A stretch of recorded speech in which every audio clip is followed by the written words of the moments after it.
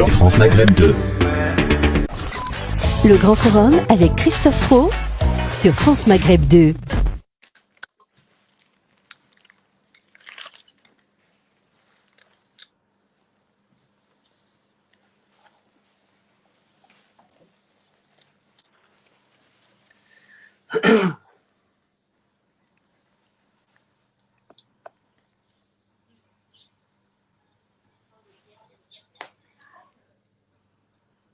De Christophe Roux, avec Christophe Roux dans quelques secondes. Il arrive, on a quelques problèmes de connexion, comme vous le savez. On a été obligé de délocaliser le Grand Forum suite au jour 5 du confinement. Merci à Abdeslam Itache d'être avec nous ce soir. Bonjour Philippe. Bonsoir Yasser Louati, ça faisait longtemps et pourtant on n'est pas jeudi. Salut Samia qui est encore avec nous ce soir. Ce soir, c'est soirée pâte à sel. Qu'est-ce que tu nous as prévu? Tu livres mes secrets, tout à fait. C'était après-midi et début de soirée pâte à sel. Et maintenant, je suis avec vous. Tu es avec nous. Eh ben, écoutez, cinquième jour de confinement. On attend notre patron à tous, notre maître, que dis-je, Christophe, qui a quelques problèmes de connexion. Là où il est, c'est la forêt lointaine. Et sans attendre, le voici, le grand patron. Donc, Abdeslam, dès qu'il arrive, on renvoie le jingle, s'il te plaît. Très bien. Allez, c'est parti.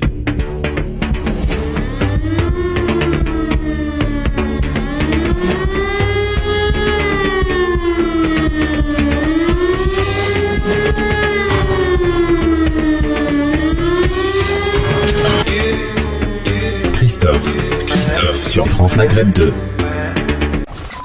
Le Grand Forum avec Christophe Roux sur France Maghreb 2.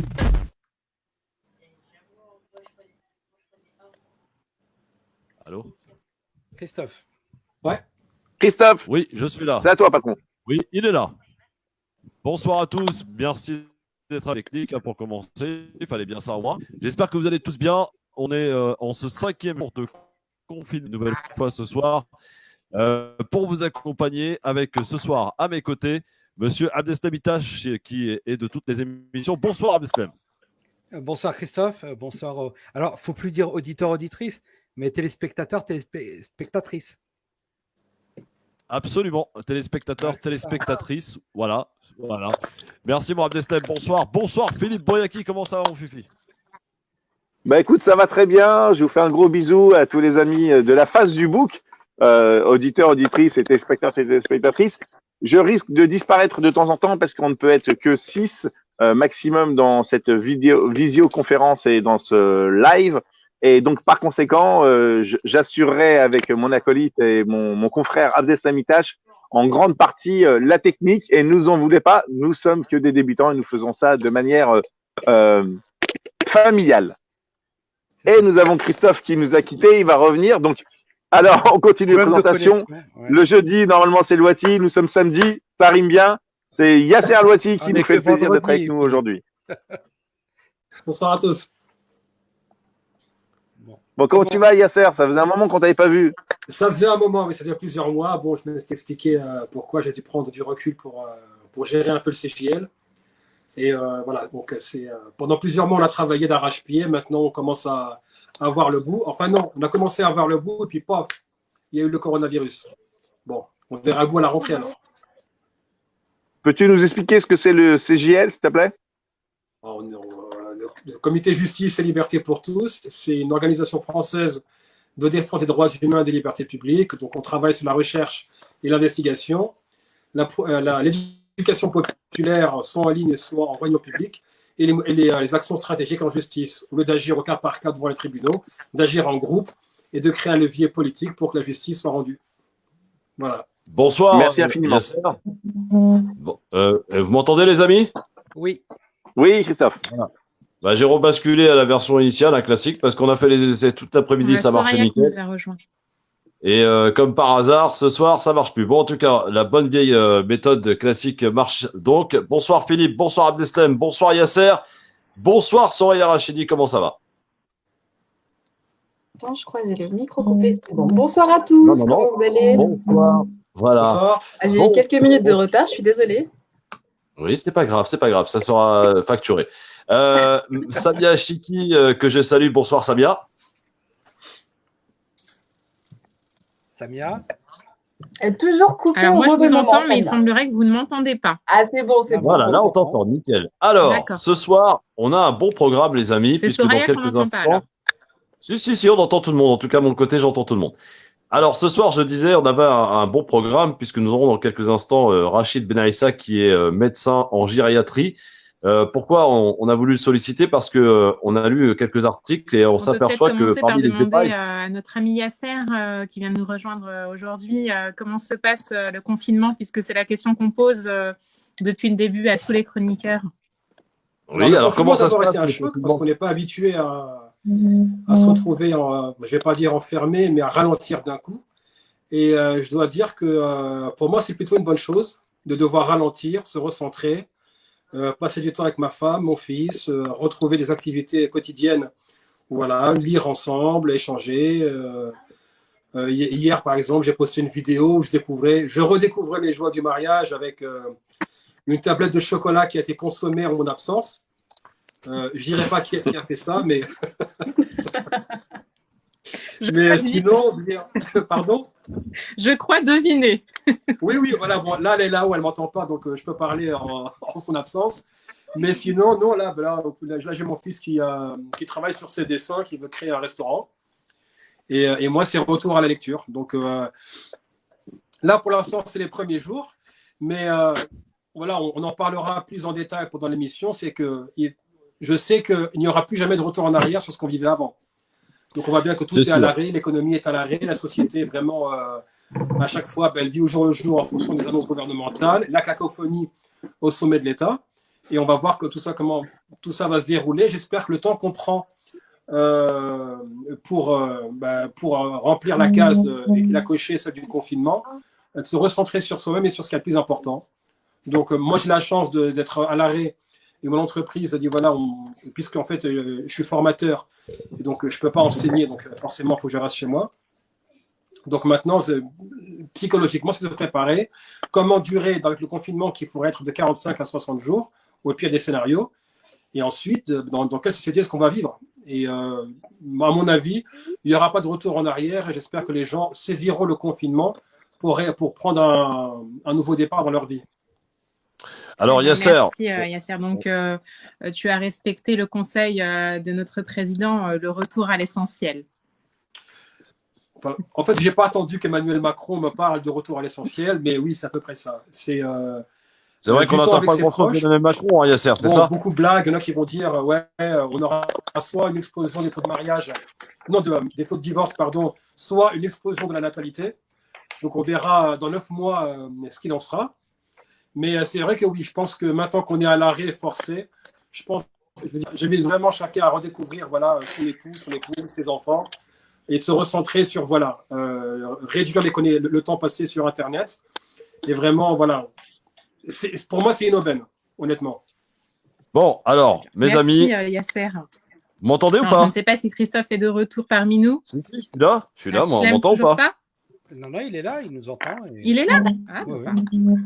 Sois le bienvenu. Attendez, rassure-moi. Non, t'entends. Mais je crois qu'il y a Samia qui n'entend pas, en fait. Je pense que c'est Samia. Bon, parce qu'elle avait dit qu'elle ne m'entendait pas, moi non plus. Bon, on n'a pas branché les fils entre Samia et Christophe, mais on va faire mieux. Non, en fait, je l'entends pas du tout, moi, Christophe. D'accord. Ah bon, c'est très embêtant. Alors, disais-je, ce soir, on aura plusieurs invités. Dans quelques minutes, Rachid Benaïssa, disais-je, donc docteur en gériatrie, et Amel Bentounsi tout à l'heure, parce qu'on s'est aperçu, on a lu, on a vu qu'il y avait effectivement quelques bavures qui ont été observées ces derniers temps. On en verra quelques-unes d'entre elles tout à l'heure. On en parlera à l'occasion du lancement de son application que vous pourrez, avec qui on en parlera donc tout à l'heure avec Amel Bentounsi. J'avais envie de commencer en vous montrant cette vidéo. On a beaucoup parlé autour de ce Covid-19 des chauves-souris. Alors pourquoi les chauves-souris n'arrêtent pas de nous transmettre des maladies? Regardez.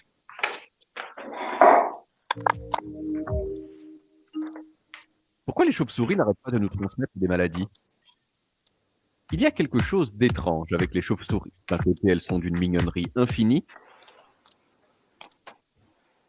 mais de l'autre, elles font partie, avec les serpents et les araignées, du petit groupe des animaux qui terrifient l'humanité.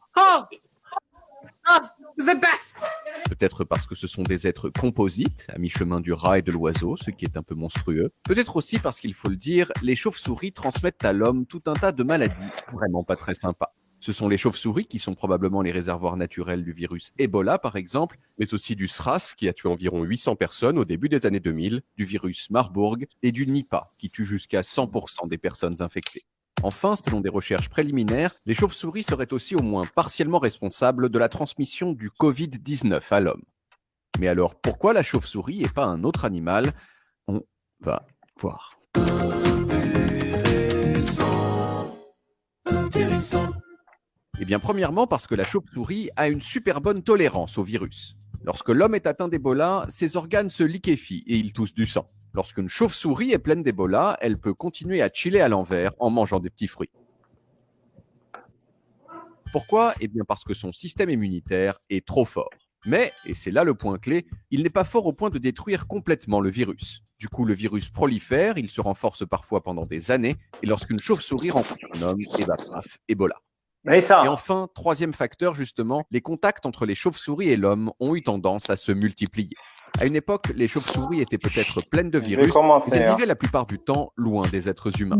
Aujourd'hui, en particulier dans les zones tropicales, l'homme empiète de plus en plus sur leur habitat, notamment en gagnant des terres cultivables sur la forêt. Résultat, la probabilité qu'une chauve-souris malade infecte un être humain ne cesse d'augmenter.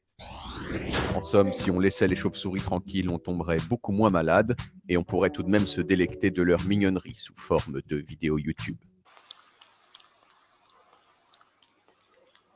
Voilà pour cette vidéo concernant les... Le Grand Forum avec Christophe Roux sur France Maghreb 2. Merci d'être avec nous ce soir et en direct sur la page Facebook Christophe, le Grand Forum avec Yasser Louatif, Philippe Bouriaki, Abdeslamitash, Soraya Rachidi, Samia Chiki, avec nous dans un instant, le docteur Rachid Benaïssa. La question de tous les soirs, on a posé la question donc à Yasser. Samia, est-ce que tu m'entends? Comment s'est passée cette 5e journée de confinement? Elle nous a quittés. Elle nous a quittés. Alors Soraya, comment s'est passé cette 5e jour de confinement du côté de Tremblay en France? Bah écoute, on commence à s'habituer, j'ai l'impression. Hein. J'ai appris malheureusement que le maire de ma ville a été contaminé, donc il est actuellement hospitalisé. Ça me fait mal au cœur, mais bon, il va plutôt bien. Mais voilà, donc le virus circule là aussi, j'ai envie de dire, et c'est tout à fait normal. Et voilà, rien RAS, rien à signaler à part ça. Abdeslam, comment s'est passé cette 5e jour de confinement? Tu n'es pas sorti aujourd'hui, je crois.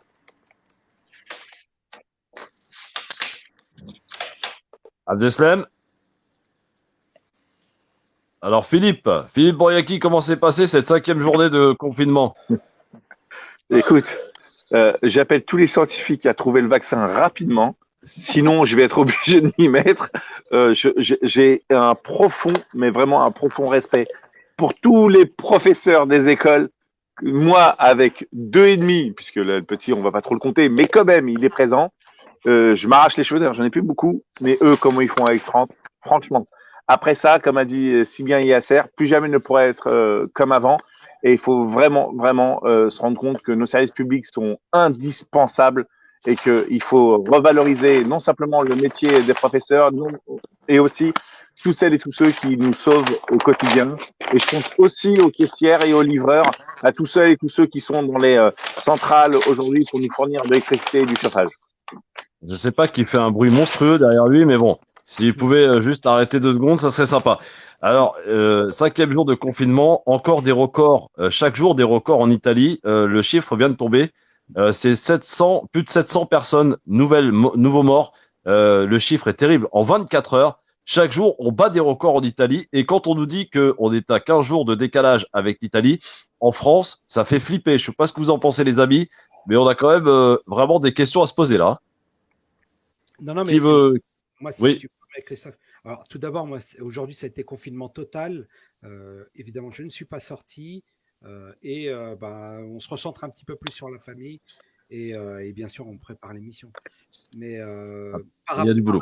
par rapport à l'Italie, en fait, ce qui aggrave la situation, je pense que le docteur Rachid Benaïssa pourra me conforter dans mon avis, mais le fait qu'il n'ait pas mis tout de suite le confinement total au bon moment fait que le chiffre exponentiel explose parce que justement les Chinois avaient démarré déjà le confinement à 50 morts et eux, il a fallu qu'ils attendent 150 morts.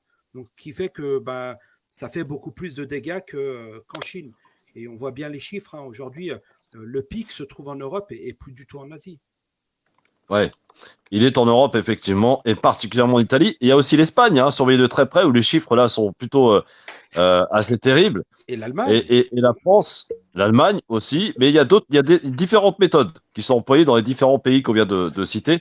En particulier, les pays d'Europe de l'Est, eux, n'ont pas décidé d'un confinement total et préféraient plutôt, comme la Corée du Sud, des dépistages systématiques et isoler toutes les personnes qui sont infectées.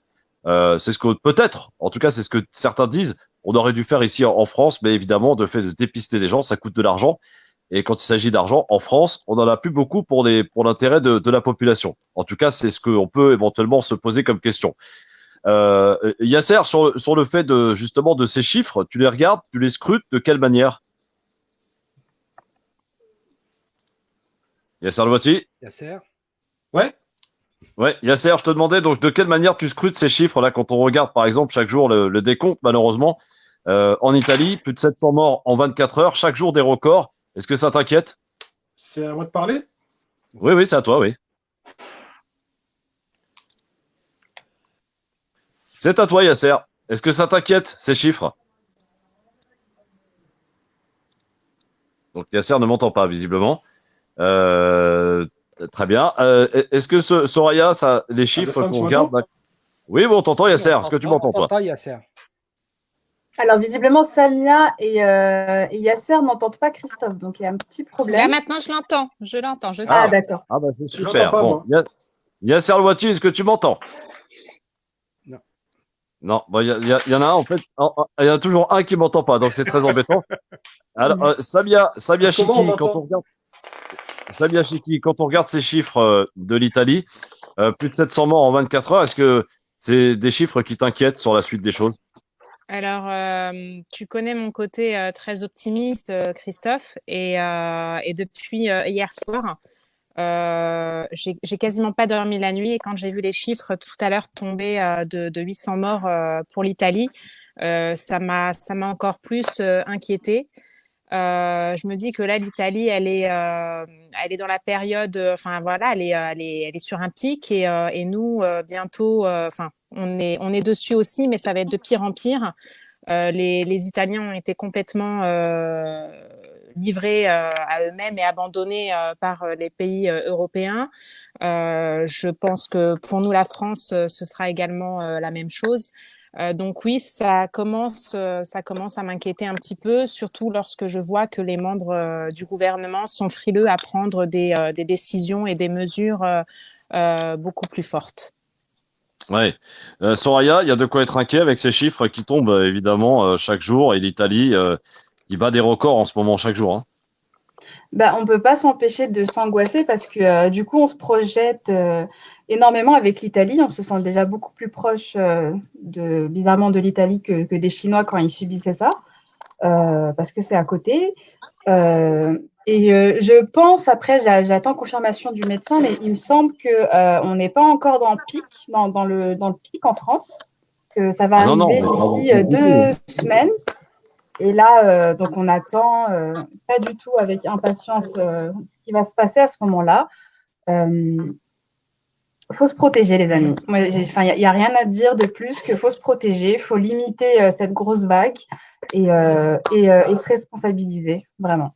Alors, pour le pic, il y a une petite précision à apporter.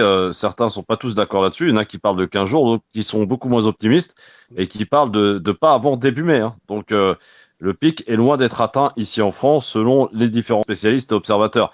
Des chiffres que l'on scrute au quotidien, évidemment. Abdeslam, est-ce que c'est des chiffres qui te font peur? Est-ce que de quelle manière tu les accueilles? Écoute, moi, je vais peut-être être l'oiseau de mauvais augure de l'émission. mais qui dit pic, qui dit déclin juste après, j'en doute fortement. La pandémie va durer, elle durera au moins 3 mois, et le pic, on ne l'atteindra que, je pense, dans un mois ou plus. Et cette idée de confinement de 15 jours est une utopie totale. Croire que dans une semaine, on reprendra nos activités professionnelles est une erreur. Oui, c'est impossible. C'est impossible. Donc, de la même manière, lorsque l'on annonce un pic atteint dans 2-3 semaines, je pense qu'on n'est pas du tout dans… Mais pour rebondir sur ce que vous êtes en train de dire, je pense que justement, c'est bon signe si le pic est repoussé. Parce que si j'ai bien compris ce que les médecins nous expliquaient, moins le confinement a d'effet, plus le virus se propage, donc plus le pic arrive vite et haut. Et donc, en fait, l'objectif des agents hospitaliers, c'est justement de diffuser le nombre de patients sur le long terme. Enfin, sur le long terme, vous m'avez compris, de rallonger ça. Et du coup, c'est peut-être de là que vient la divergence de date. Soraya, le problème qui se pose, c'est l'indiscipline des personnes à braver l'interdit du confinement, à continuer à sortir, à être en contact avec les autres, à entrer dans leur foyer et à contaminer leur famille. Et donc, on le sait bien, le temps d'incubation qui est relativement important, beaucoup de gens sont porteurs sains, l'ignorent, entrent chez eux, contaminent toute la famille, et ces résultats-là, on ne les aura que dans 15 jours. Donc, ce chiffre-là, il continuera à augmenter, et il continuera surtout à augmenter si les gens n'adoptent pas avec rigueur ce confinement. Bien sûr. Je rappelle évidemment, amis téléspectateurs, téléspectatrices, que vous pouvez interagir et nous envoyer tous vos commentaires et dans un instant poser toutes vos questions au médecin qui sera avec nous. Il est gériatre dans un instant. Qui est déjà avec nous. Et on va l'accueillir tout de suite. D'ailleurs, bonsoir, monsieur Rachid Benaïssa, médecin en gériatrie. Bonsoir. Bonsoir, bonsoir tout le monde, bonsoir à nos auditeurs. Donc voilà, je me présente, je suis docteur Rachid Benaïssa, médecin gériatre. Je fais des EHPAD, donc je suis médecin coordonnateur et prescripteur sur 2 EHPAD différents. Donc vraiment, j'attends vos questions, mais bon, je pense que l'inquiétude y est. Avant les questions, cher docteur, je vous propose de regarder avec nous le témoignage d'une infirmière qui a posté une vidéo pour illustrer et montrer aux internautes, puisque c'était sur Internet, eh bien, le témoignage de cette infirmière qui nous explique qu'est-ce que le coronavirus, avec image à l'appui d'un patient qui est atteint gravement. Échappé. Voilà ce que c'est le coronavirus. On peut se retrouver comme ça dans un lit intubé, avec un tube dans la bouche. Et puis ce qui vous fait respirer, c'est plus vos poumons, c'est cette machine. Voilà, le monsieur là qui est derrière moi, on ne sait pas si on pourra le sauver, mais il va rester comme ça pendant plusieurs semaines. Alors restez chez vous. Voilà, le témoignage de cette infirmière. Restez chez vous, docteur. Voilà, le témoignage de cette infirmière est poignant. Qu'est-ce que vous avez à commenter? Réellement, bon, elle a montré la réalité en face, chose que les Français ne voient pas. Donc, ils pensent que voilà, c'est léger, donc c'est juste un petit rhume, on va tousser dans nos manches, on va se laver les mains et tout se passera bien. Donc, il y avait plusieurs discours. C'est vrai, bon, avec un taux de mortalité qui est en train d'augmenter tous les jours, surtout là, on scrute les chiffres d'Italie et tous les jours, on dit l'Italie dépasse. Aujourd'hui, c'est limite 800 morts en 24 heures. C'est plus que beaucoup. Terrible. Et donc, demain, ça va être quoi? Et donc, c'est ça. Je pense que ce témoignage, comme il peut être choquant, il reflète un petit peu la réalité. Donc, alors, qu'est-ce que c'est ce que le réanimateur voit au quotidien. Que se passe-t-il dans les EHPAD, docteur? Parce qu'on a lu des articles, a priori, où on parle de 100 000 morts qu'il pourrait y avoir dans les EHPAD. Les responsables et les personnels de ces EHPAD réclament des masques en urgence auprès du ministre de la Santé. Vraiment, on réclame des masques. matériel, on réclame le moyen des tests pour dépister les personnes âgées, parce que c'est vrai qu'on a commencé le confinement, on a commencé donc à interdire aux familles de rentrer en établissement. J'espère que, bon, certaines familles ont compris la situation, mais certaines personnes âgées l'ont compris à moitié, parce que ça reste quand même, ils sont confinés, ils sont entre eux, ils sont fragiles, et donc je pense que le bruit de la mort circule entre eux, donc même s'ils ne le disent pas, il y a ceux qui comprennent et ceux qui ont des troubles cognitifs. Réclamation du matériel, oui, il le faut, surtout pour le personnel soignant, parce que si on a limité les entrées en EHPAD pour les personnes, les familles, donc le vecteur qui va rester, c'est nous, le personnel soignant, qui allons rentrer, sortir, on va prendre les transports en commun, on va fréquenter plein de personnes, et le lendemain, on est là. Quelles mesures ils ont pris? C'est la prise de température devant la porte. Ça veut dire, voilà, aujourd'hui, vous n'avez pas de température, vous pouvez travailler, et demain, et après-demain.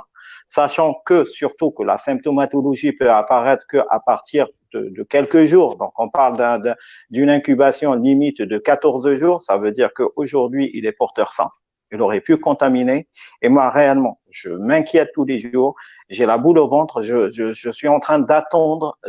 Je l'espère pas. Tous les jours, je pars, je dis, heureusement, aujourd'hui, j'ai 0 cas. Et quand par hasard, aujourd'hui, j'ai eu 1 cas. Donc, c'est rentré dans mon EHPAD. Et je suis très, très, très inquiet. Je suis très inquiet. Très inquiet, docteur, on l'a bien compris, on l'a bien entendu. En tout cas, amis auditeurs, téléspectateurs, téléspectatrices, si vous souhaitez poser vos questions, n'hésitez pas à le faire, puisque le docteur Rachid Benaïssa est avec nous. Alors, Christophe, justement, on a une connectée qui vous pose une question. Donc, je me fais rapporteur de cette question. Bonsoir, docteur. J'aimerais savoir, Bonsoir. je suis sous assistance respiratoire pour hypercapnie. Si je suis prise par le virus, ai-je une chance d'être prise en charge? Réellement, je vous le cache pas. Donc, c'est selon les lits en réanimation. Ça, c'est toujours dit et redit. Donc, j'espère qu'on va pas arriver à la sélection qui se passe actuellement en Italie, qui sont en train de favoriser certaines personnes à d'autres. Donc, là, les personnes fragiles, protégez-vous, protégez-vous. Il faut pas qu'on arrive le jour J pour dire qu'est-ce qu'on fait ça ou ça.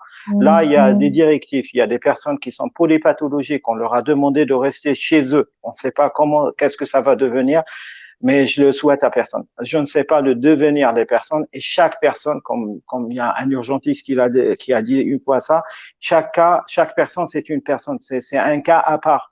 Donc, elle, selon sa fragilité, selon son système immunitaire à elle, selon son environnement à elle, donc c'est un cas particulier aussi.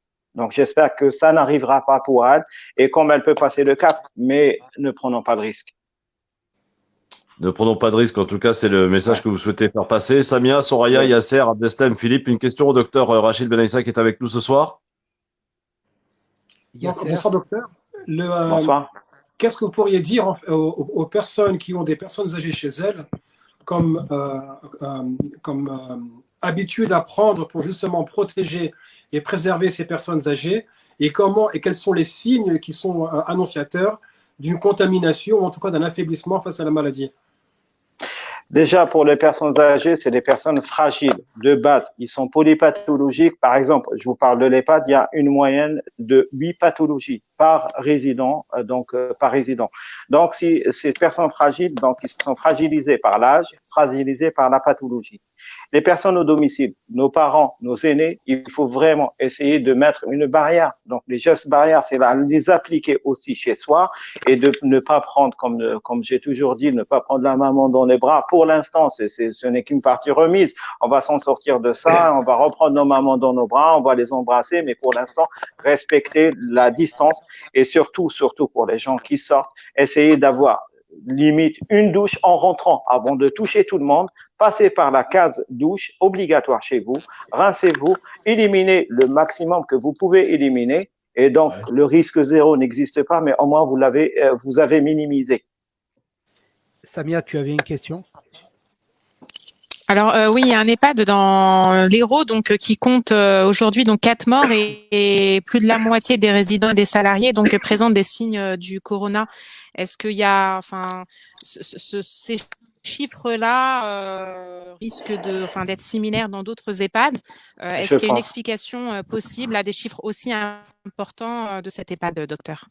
Donc réellement, c'est ce que je disais. Donc il y a cette fragilité, j'ai peur. Le confinement, donc vraiment, on a un moyen. Donc ça va, ils vont se contaminer entre eux, parce qu'on peut pas confiner des personnes dans leur chambre, les enfermer dans leur chambre. Donc ça, c'est impossible. N'oublions pas qu'un EHPAD, il y a des unités de vie protégées où les personnes sont Alzheimer. Comment on va faire avec ces personnes? On va les enfermer à clé sur le plan éthique. Qu'est-ce qu'on va faire? Donc, réellement, c'est des points d'interrogation.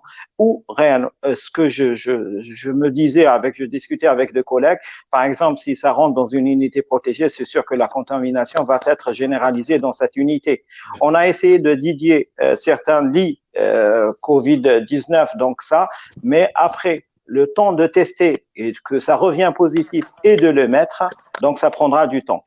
Je reviens sur une question qui m'a été posée par rapport à la symptomatologie. La symptomatologie, c'est la personne âgée, elle est très variée. Il n'y a pas que le respiratoire. Elle est vraiment, vraiment très variée. Ça peut être juste des selles liquides, ça peut être une confusion, ça peut être une désorientation qui n'était pas connue. Ça veut dire qu'il évolue du jour au lendemain. Donc, ça peut être ça. C'est cette panoplie, ces symptomatologies qui sont variées, qui nous pénalisent un petit peu, nous gériatres, parce qu'on est devant chaque symptôme, on suspecte le corona. Et le pire, c'est que là, je vous le dis, on teste pas nos personnes âgées. Parce que réellement, ce qui est un petit peu choquant, là, ils nous disent, là, j'ai essayé d'envoyer des personnes à l'hôpital pour me dire, écoutez, c'est une personne âgée, est-ce qu'on va j'ai dit, mais je pense que c'est une personne âgée, quel que soit X, Y, elle doit être comme tous les autres testée. Si au moins, si elle est testée positive, on renforcera la procédure. Mais si elle est négative, qu'on la laisse tranquille. Mais il faut tester les gens. Et les personnes âgées, je vous le cache pas, qui sont pas prioritaires pour les tests. Et ça me choque vraiment comme pas possible. Donc, en plus des masques, vous réclamez également que les dépistages soient multipliés. Les dépistages multipliés, donc les masques, le gel hydroalcoolique, surtout que bon, je pense on y est dedans. Donc maintenant, c'est comment trouver la solution, la pénurie. Donc on va pas chaque fois revenir sur oui, on aurait dû, honorer. Maintenant, on est dedans, on est en plein combat. Qu'est-ce qu'on doit faire? Donc, nous mettre sous tutelle des hôpitaux, parce que c'est ce qu'ils veulent faire. Ils disent qu'ils vont délivrer les masques et les mettre dans les hôpitaux et les EHPAD. Si on a un cas positif, on doit les réclamer aux hôpitaux. Mais si on teste pas les personnes, comment les avoir? Aussi, il faut pas oublier qu'on a un personnel soignant. Ce personnel soignant est très, très inquiet, que ça soit sur le plan professionnel que sur le plan personnel. Parce que ça reste aussi des parents, des papas, des mamans qui vont rentrer le soir chez eux avec leurs enfants. Les questions qui me reviennent, c'est docteur, dites-moi. Docteur, comment peut-on faire concrètement pour vous aider? Réellement, c'est chacun prend ses responsabilités. Confinement total. Donc, les mesures de renforcement d'hygiène plus.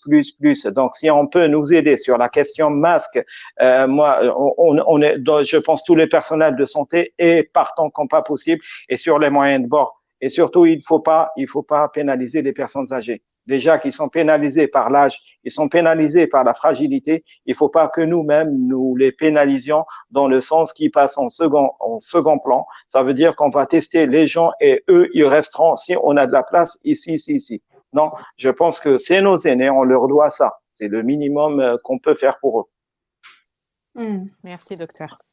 De rien. S'il y a des questions, peut-être, cher Abdeslam. Ah oui, je te laisse, Abdeslam. Non, je t'en prie.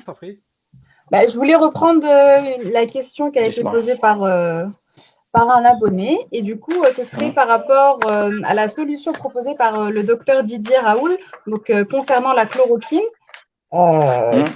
qui intéresse beaucoup Donald Trump d'ailleurs, et même la France, elle est en évaluation en urgence. Qu'est-ce que vous pensez de ce traitement et est-ce que pour vous il est à utiliser? Là, pourquoi pas, ça reste des pistes et donc ils avaient annoncé qu'il est efficace à 75%. Réellement, s'il est efficace à 75%, vaut mieux donner les 75% de chance à ces personnes-là que de rester sur 0%. Moi, c'est 1%, je prends. Je prends 1%, je le prends.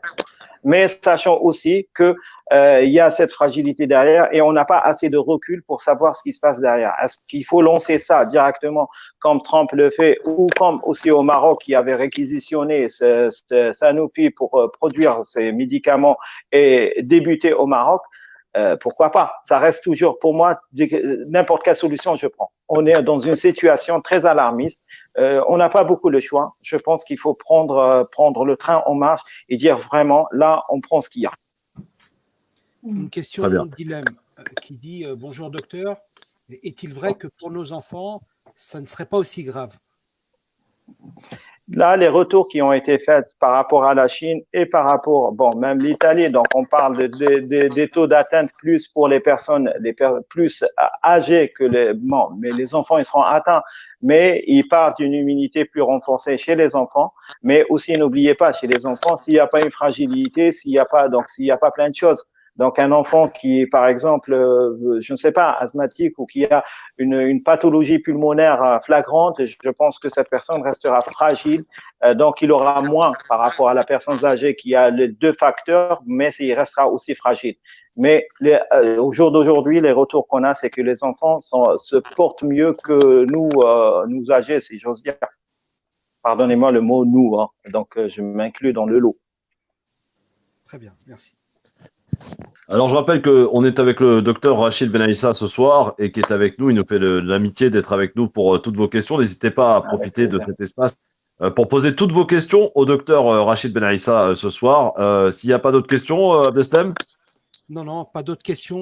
Peut-être Tariq, que l'État a réquisitionné la totalité de ce médicament, car on a appelé des pharmacies qui nous ont donné cette info. Donc, manifestement, il y a un mouvement de la part des Français qui veulent justement utiliser la chloroquine à titre personnel et ça, certainement sans ordonnance. Comment vous voyez ça? Et il ne faut pas qu'on tombe dans le même mouvement de panique qui s'est passé par rapport au masque, par rapport au gel hydroalcoolique. Donc, il ne faut pas que les gens commencent à stocker et à dire c'est moi qui passe en priorité. Vaut mieux laisser les professionnels de santé gérer ça. Donc, je préfère que ça soit géré par les hôpitaux, géré par les médecins, que ça soit géré sur le plan personnel. On ne va pas arriver chez un médecin et lui dire écoutez, j'ai mon chloro avec moi, ne vous inquiétez pas, vous allez me l'injecter. Non, ça se passe pas comme ça. Je pense que si cette personne n'a pas besoin, qu'il y a une personne plus urgente que lui à l'hôpital, qui est déjà à l'hôpital, qui aura besoin. Donc, arrêtons de stocker n'importe quoi, s'il vous plaît. S'il vous plaît, je le dis, je le redis.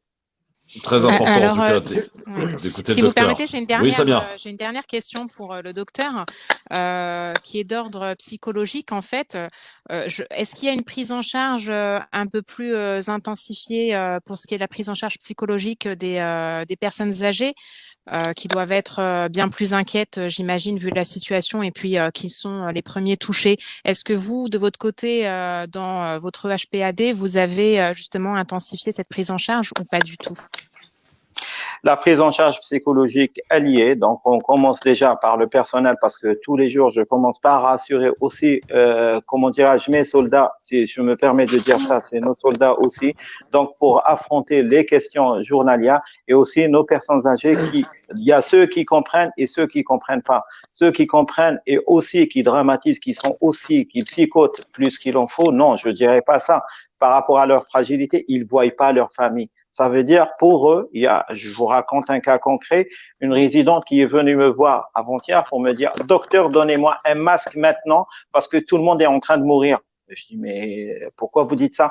Déjà, je ne vois personne à l'extérieur. C'est vrai, il y avait le confinement, donc je lui réexplique les choses, mais on est obligé de répéter tous les jours la même chose parce que il y a des troubles cognitifs.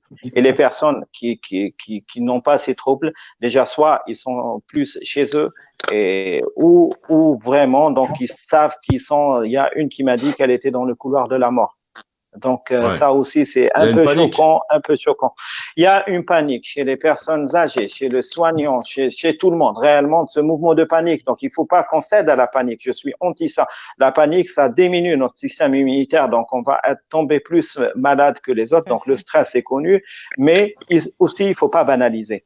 Il faut pas banaliser. On est là, on est dans le combat, donc il faut être juste objectif, dire qu'est-ce que je dois faire, comment je dois gérer aujourd'hui, donc avec les moyens de bord. Mais bon, c'est ce que je dis aux soignants, on est dedans, donc arrêtez de critiquer, de dire est-ce que l'État a fait ou n'a pas fait ou qu'est-ce qu'il devait faire.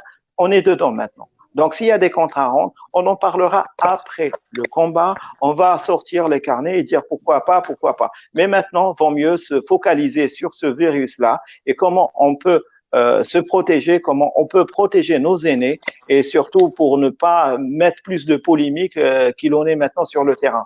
Parce qu'on reçoit tous sur nos WhatsApp des vidéos, Oui. des personnes qui racontent, je me permets de dire parfois n'importe quoi, mais c'est pas fake le news. moment. Des fake news. Donc, mais c'est pas le moment. Donc, on raconte des choses, mais à tête reposée, à tête reposée. Et là, je rejoins Philippe aussi quand il disait que là, il n'est pas le seul parent qui est en train de chercher le vaccin. Tous les parents se sont mis à chercher le vaccin. Je pense que si le président rajoute une semaine, on aura le vaccin qui va sortir par le biais des parents qui en auront marre de leurs enfants. Donc, Docteur, une question. ça, Une question. Est-ce que on parle parce que tous les docteurs ne sont pas d'acteurs. D'accord, pardon, là-dessus. Sur le pic, certains parlent de 3 mois. Est-ce qu'on exagère? Et d'autres parlent de 15 jours seulement. Dans quelle fourchette vous vous situez, docteur?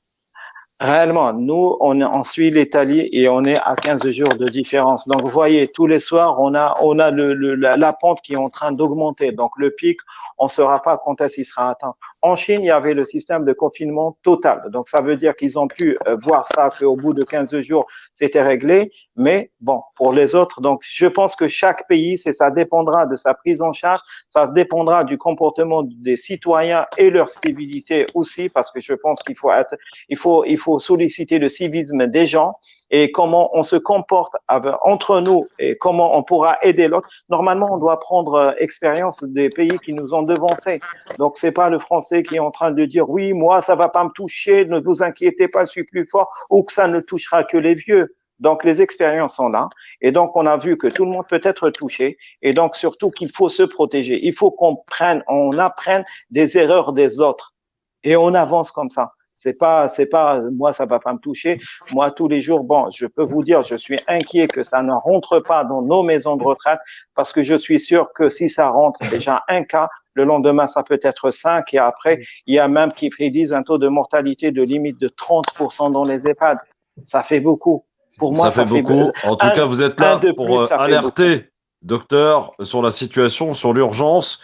Et vous vous appuyez parmi tout ce personnel des EHPAD qui demande, qui réclame en urgence des masques auprès du ministre de la Santé.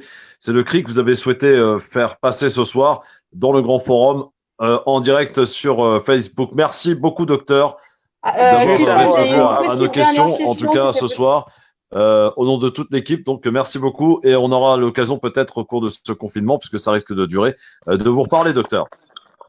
Juste, je voulais passer un petit mot si ça vous dérange pas. Je voulais remercier tout le personnel soignant ou non soignant qui sont au chevet de nos aînés, qui se déplacent, qui sortent, qui mettent aussi leur vie en péril parce que chacun, il brave, si j'ose dire, le danger qui est à l'extérieur pour aider nos aînés. Pour ceux qui sont à domicile, s'il vous plaît, organisez-vous en quartier pour aider ces personnes. Faites-leur leurs courses, essayez de s'organiser vraiment. C'est là qu'il faut qu'on se montre qu'on est plus humain. C'est pas au moment où tout va bien qu'on va croiser le voisin pour faire un sourire et dire bonjour. Non, c'est des moments difficiles qu'il faut se serrer les coudes et dire qu'on est là au voisin ou à la voisine qui peut pas sortir ou pour limiter aussi le maximum de s'organiser. Merci docteur, en tout cas d'avoir répondu à la question. Si tu peux me permettre, j'ai une petite question vraiment, Vas-y Soraya, pour une toute dernière question, vas-y. Docteur, en fait, je vois plusieurs commentaires. Donc moi, j'ai une conviction par rapport à cela, mais j'aimerais bien que vous y répondiez, vous, de personnes qui disent que regardez l'exemple de l'Italie, ils se sont confinés, etc., et regardez la catastrophe qui se passe aujourd'hui. Donc, le confinement ne sert à rien. Que pouvez-vous répondre à cette réflexion, en fait? Réellement, donc si j'avais lu un article que soi-disant l'État avait demandé les données GPS des Italiens et apparemment le confinement n'était pas si respecté que ça. les gens, ils trichaient. Ça veut dire, s'il passe pour lui, il passe 12 heures, bah, limite, allez, 8 heures dans la journée, et s'il sort se balader 4 heures, même si entrecoupé, pour moi, c'est pas un confinement. Donc, qu'on arrête, et même les queues en supermarché, donc même si on fait la queue, donc essayez d'optimiser vos sorties, de faire le maximum dans une durée minimum.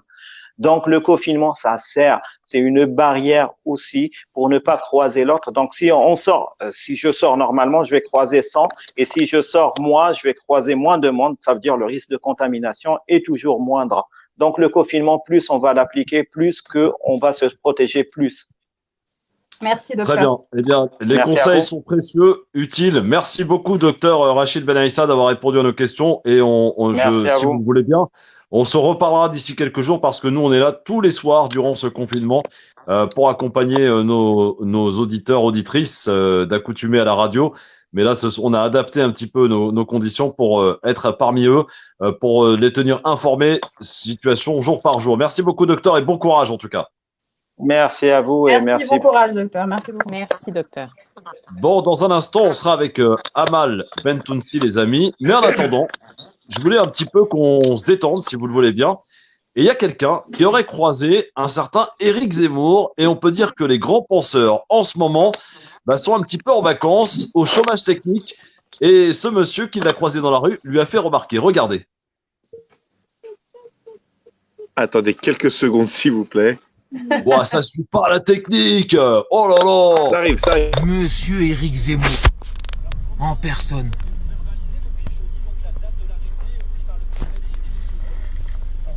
Monsieur Zemmour, ça va? Alors en ce moment c'est galère, y a pas d'islam? Hein? On a un chômage technique? Y a rien à dire? Ah là Voilà. là là. Alors, tiens, Yasser Louati, est-ce que il te manque pas Éric Zemmour et ses grands penseurs du moment? Oh, moi, ça fait longtemps que je dis que je ne suis plus ces débats-là, je les trouve vraiment stériles. Et puis, c'est devenu tarte à la crème, donc on sait très bien que voilà, il faut alimenter le buzz permanent, faire du clic, faire du chiffre. Et ça se fait malheureusement sur le dos des vies des femmes et des hommes musulmans qui subissent ces violences au quotidien. Ailleurs, c'est carrément leur vie qui sont compromises. Donc oui, je suis pas mécontent que ces personnes-là se retrouvent au chômage, mais ça démontre en même temps l'absurdité du système médiatique français qui n'est là que pour produire du buzz et non pas des débats de fond. Donc qu'Éric Zemmour soit au chômage, ouais, bon, il est temporairement, dès que la crise passera, il reviendra. Entre-temps, ces idées, elles, se sont bien implantées et les conséquences des débats stériles auxquels on a assisté depuis maintenant une vingtaine d'années, ce sera nos enfants et nos frères et nos sœurs, nos amis qui continueront de les subir, malheureusement. Mais c'est vrai que oui, la vidéo d'elle-même, elle est vraiment parlante parce que quand la personne lui pose la question, il éclate de rire. Et donc, voilà, on sait très bien que la personne, voilà... C'est exactement ça. Son rire, il veut tout dire et c'était un peu il était en accord, en fait, avec celui qui l'a interpellé.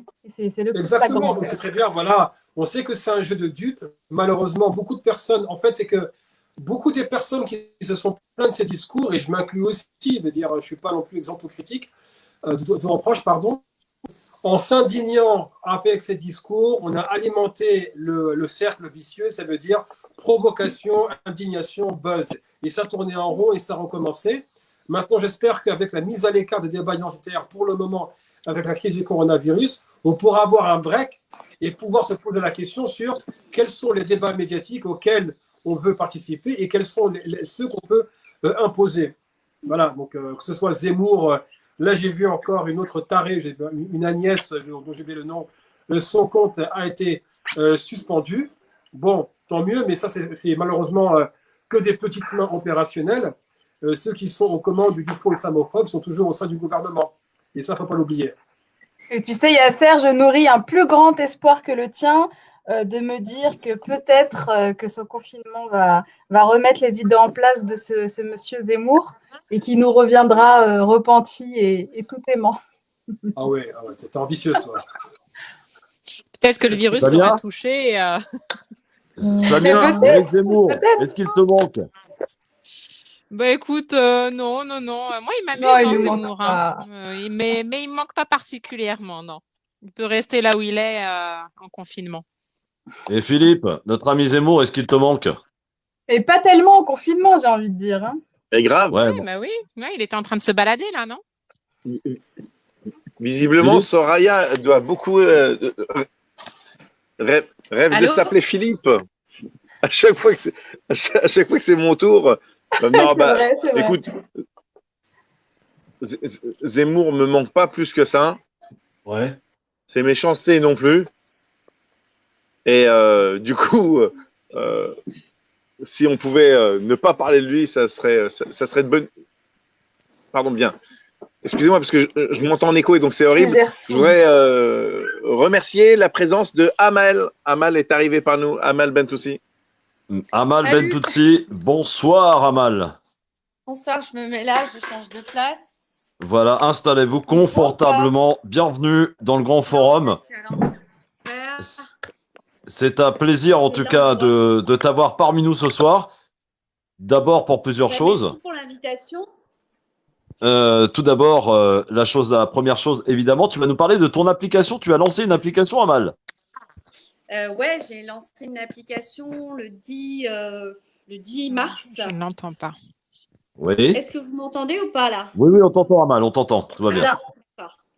Ok, j'ai lancé une application le 10 mars. Donc, bon, c'est vrai que la communication était plutôt sur le coronavirus, bien évidemment. Donc, bon, ça s'est passé un petit peu à la trappe, mais en tous les cas, c'est quelque chose qui existe. Donc, cette application, je vous en parle.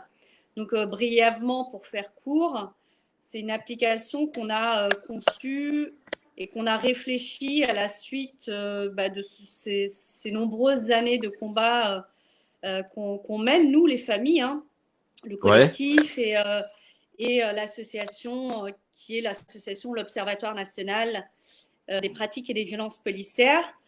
Et à la suite de ces nombreux témoignages qu'on reçoit via notre page Facebook où des gens nous disent voilà, nous on a filmé mais on n'a qu'une partie, l'autre elle a été effacée par les policiers parce que notre portable il a été cassé, ou soit on nous a pris le portable et on l'a cassé. Et donc du coup l'idée c'était de pouvoir avoir ces vidéos et de les conserver en fait. Donc l'idée de cette application, elle est simple, c'est quand les gens passent par l'application UVP qui est disponible sur Android pour le moment, bientôt sur Apple, sur iOS, on l'espère en tous les cas. Et donc, le fonctionnement, donc quand vous passez par cette application, au lieu que les vidéos soient enregistrées sur votre portable, elles sont enregistrées directement sur nos serveurs. Donc, nous, on a accès à un serveur et on reçoit une notification qui nous indique qu'il y a une vidéo qui a été tournée. Et donc, du coup, on l'analyse dans un premier temps, voir si vraiment il y a des violences policières avérées. Donc, soit on la valide ou soit on la rejette tout simplement. Voilà. Et donc, ces vidéos, ce qui va nous permettre à nous, associations, puisque le collectif, c'est une chose, mais l'association, c'est ce qui nous permettra aussi d'agir en justice et d'accompagner les victimes avec notre collectif d'avocats pour poursuivre en fait en justice tout simplement, de façon à accompagner les victimes qui, dans la majorité des cas, ne vont pas jusqu'au bout puisqu'elles se disent contre les policiers on peut rien. Et donc du coup nous c'est vraiment l'idée de ne rien laisser passer, que ce soit des comportements déviants, des comportements violents, des comportements des propos racistes, des contrôles aux faciès abusifs. C'est vraiment l'idée en fait de ne rien lâcher, de les accompagner juridiquement et de façon à ce qu'ils comprennent qu'on est là, on s'organise depuis quelques années et qu'on leur fera pas de cadeau non plus. Voilà, donc c'est vraiment ça l'application. Elle est téléchargeable, Amal, oui, pour qu'on comprenne bien cette sur Android. Donc vous avez juste à taper UVP filmer la police. Et vous allez reconnaître notre logo avec qui est de couleur bleu, blanc, rouge pour dire que bien évidemment, on vise la police française, puisque c'est en France que ça se passe, même si ça se passe dans d'autres pays, mais pour l'instant, c'est notre pays qui est concerné. Mais autant vous dire qu'on a eu beaucoup de téléchargements à l'étranger, que ce soit en Belgique, que ce soit en Algérie, au Maroc, au Portugal. Donc, ça pourrait donner des idées à d'autres pays de télécharger cette application. Et voilà, et l'idée, c'est que vraiment, tous les quartiers de France, toute la jeunesse, même les moins jeunes, qui seraient susceptibles d'être victimes et de ne pas pouvoir le prouver parce que il est toujours difficile de croire pour certaines personnes que des policiers peuvent agir de la sorte. Donc cette application, c'est les mettre devant le fait accompli et de pouvoir avoir ces images en notre possession et de pouvoir les mettre à la disposition de la justice, en fait. Voilà. Bon, alors, Amal, on rappelle donc c'est sur Android et Apple Store aussi, c'est disponible sur Apple Store? Alors, Apple Store, on attend encore la validation. C'est un peu plus long, Apple Store, mais on croise les doigts, Inch'Allah, qu'ils nous acceptent. Voilà. Alors, par exemple, sur votre application, on aurait pu voir ce que l'on a diffusé en exclusivité hier sur notre page Facebook, ce qui s'est passé du côté de Orly, parce que Amal, on vous a invité ce soir, parce qu'effectivement, il y a le confinement, mais il y a aussi la police qui se fait plaisir dans certains quartiers. C'est vrai, on va le dire, que certains jeunes ne respectent pas non plus les règles, il faut le dire, mais c'est pas pour autant que la police doit se déchaîner. Voici ce qui s'est passé à Orly hier soir. Je vous propose de regarder avec nous les images. Film, pousse-toi, Fatia. On va mettre ça sur les réseaux sociaux. Oh là là. Oh là là là là. Ouais, il le tape. Ils sont à deux sur lui, c'est incroyable ça. C'est terrible, hein. Regarde, ils viennent en 10 là. Oh le pauvre. Sérieux ou quoi là? Ah ouais, alors, franchement.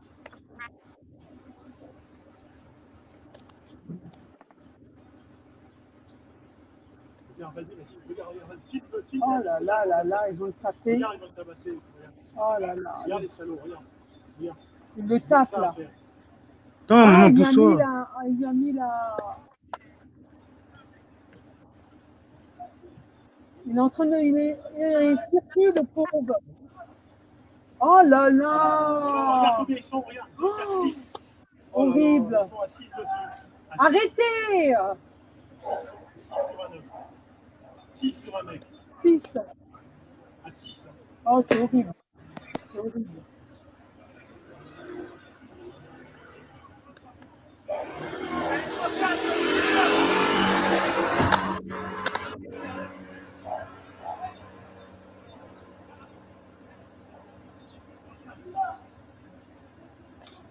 Ça se trouve, il a le corona, ils vont juste l'attraper.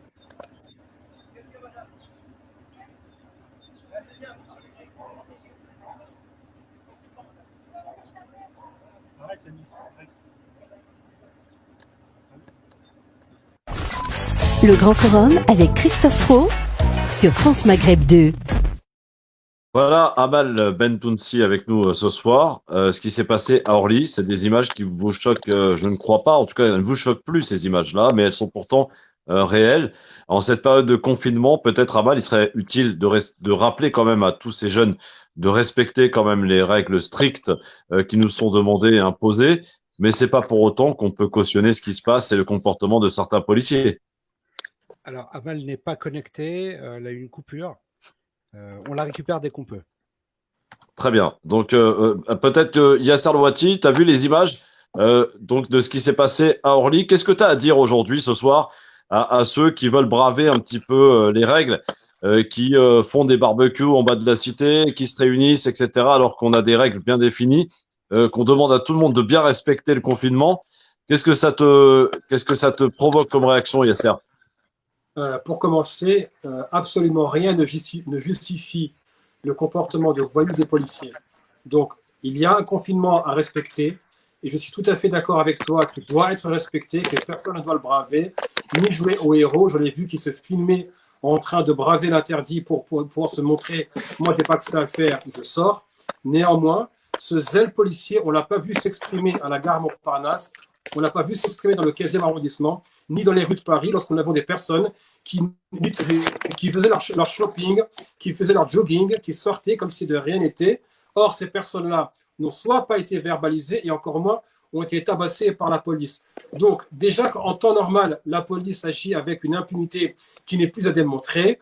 40 ans de violence policière dans les quartiers populaires sur les Noirs et les Arabes et ceux qu'on appelle les musulmans, c'est documenté, c'est historique, tout le monde s'en fichait. Cette violence maintenant a été appliquée depuis maintenant plus d'1 an sur les mouvements sociaux et en particulier les Gilets jaunes.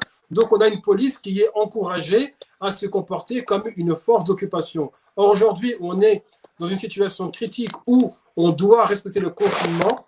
À sortir à ce moment-là, c'est s'exposer d'un point de vue sanitaire et exposer ses proches quand on revient chez soi, mais c'est aussi s'exposer face à une police qui est totalement hors de contrôle. Et on ne peut pas être surpris en voyant ces vidéos-là. On a vu des comportements pareils, même en période qui n'était pas celle du confinement. Donc, j'appelle vraiment les personnes qui habitent dans nos quartiers populaires de respecter le confinement et de ne pas s'aventurer. Quant à la police, de toute façon, on sait très bien que le droit est politique et que le respect du droit des citoyens et des citoyennes est encore plus politique en fonction de votre classe ou de votre race. Donc aujourd'hui, ces policiers, ne soyez pas surpris si demain, ils expriment encore plus leur zèle vis-à-vis de ces jeunes des quartiers populaires. Donc, est-ce qu'on va en appeler au ministère de l'Intérieur? Je vous donne le résultat immédiatement. Ils s'en fichent royalement. Lorsque vous avez le préfet allemand qui dit ouvertement « je vais faire respecter les consignes » alors que lui se positionne comme un cow-boy ou en tout cas un bras armé du gouvernement Macron, il ne faut pas s'attendre à ce que la police soit rappelée à l'ordre. Très bien, Yasser. Je ne sais pas si Amal Bentounsi est de retour. Oui, alors, elle est de retour. Oui, alors Amal, je ne sais pas si tu as eu le temps de voir la vidéo qu'on a montrée, à savoir ce qui s'est passé du côté de Orly. Ça fait partie des vidéos qu'on peut dénoncer, le comportement des policiers qu'on peut dénoncer via ton application. Oui, alors je l'ai vu cette vidéo, on l'a partagée d'ailleurs sur notre page.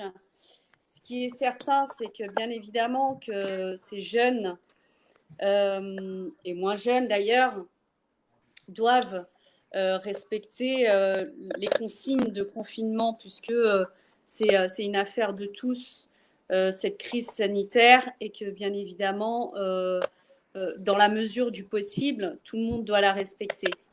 Moi, ce qui me chagrine particulièrement, c'est que, encore une fois, ce sont encore les mêmes qui prennent les coups, ce sont encore les mêmes qu'on stigmatise, ce sont encore les mêmes qui se font tabasser par les policiers, ce sont encore les mêmes qui vont être pointés du doigt par des gens de chez nous aussi. C'est ça qui est dramatique, parce que moi, je le vois sur notre page Facebook, on a des gens de chez nous qui sont capables de dire « mais qu'est-ce qu'ils foutent dehors ?»